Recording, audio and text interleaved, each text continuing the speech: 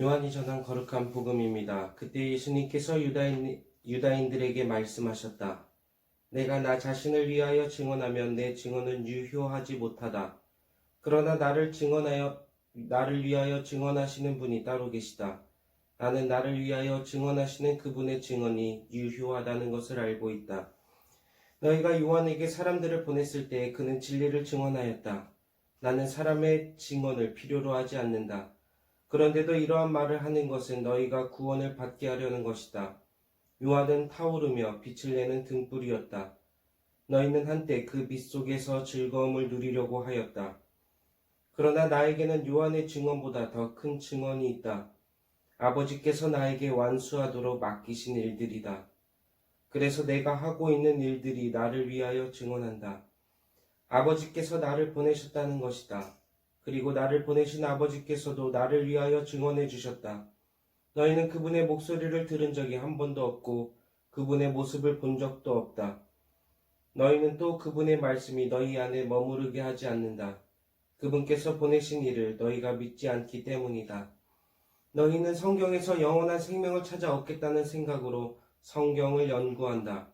바로 그 성경이 나를 위하여 증언한다. 그런데도 너희는 나에게 와서 생명을 얻으려고 하지 않는다. 나는 사람들에게서 영광을 받지 않는다. 그리고 나는 너희에게 하느님을 사랑하는 마음이 없다는 것을 안다. 나는 내 아버지의 이름으로 왔다. 그런데도 너희는 나를 받아들이지 않는다. 다른 이가 자기 이름으로 오면 너희는 그를 받아들일 것이다. 자기들끼리 영광을 주고받으면서 한 분이신 하느님에게서 받는 영광은 추구하지 않으니 너희가 어떻게 믿을 수 있겠느냐? 그러나 내가 너희를 아버지께 고소하리라고 생각하지는 마라. 너희를 고소하는 이는 너희가 희망을 걸어온 모세이다. 너희가 모세를 믿었더라면 나를 믿었을 것이다. 그가 나에 관하여 성경에 기록하였기 때문이다. 그런데 너희가 그의 글을 믿지 않는다면 나의 말을 어떻게 믿겠느냐? 주님의 말씀입니다. 그리스도님 참여합니다. 네, 우리 본당의 만남의 방 앞에 보면은 성경 쓰기 노트가 있습니다. 성경 필사 노트, 전권을 다 필사한 노트들이 여기에 배치되어 있습니다. 성경을 제가 한 2번 정도 통독한 것 같은데, 한 번 통독하기도 너무나 어려운데, 그거를 어떻게 일일이 글로 적었는지 참 대단하다는 생각이 들었습니다. 그런데 성경을 통독해도 하느님을 사랑하는 마음이 생기지는 않았습니다. 신앙이 더 뛰어난 것도 아닌 것 같고요. 물론 성경에 대한 지식은 흐름은 조금은 늘었을 수 있겠습니다. 예수님께서 하신 말씀이 참 저에게 그래서 아프게 다가옵니다. 너희는 성경을 믿는다고 하는데 성경에서 증언하는 나를 왜 믿지 못하느냐?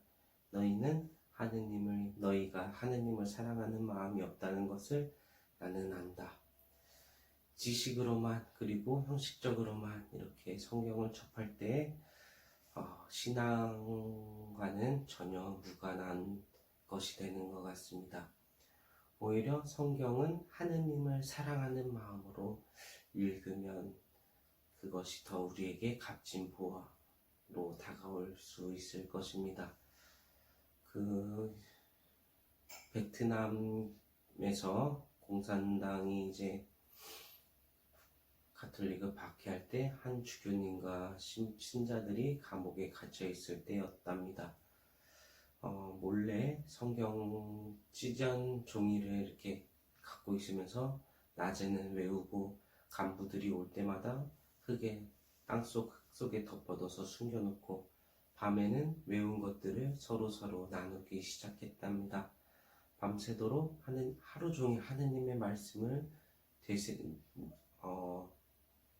외우고 그리고 밤에 되풀이하면서 서로 나눌 때 그 성경 말씀이 얼마나 풍족했을까 생각해 봅니다. 특히 아무것도 희망을 가질 수 없는 상황에서 그 성경 말씀을 들으면서 그들은 하느님께 대한 엄청난 희망을 두었을 것이라 생각합니다. 우리가 하느님을 사랑하는 마음이 없게 만드는 것은 아마 성경을 읽는 시간보다 TV와 컴퓨터에 시간을 더 많이 뺏기기 때문은 아닐까 생각해 봅니다.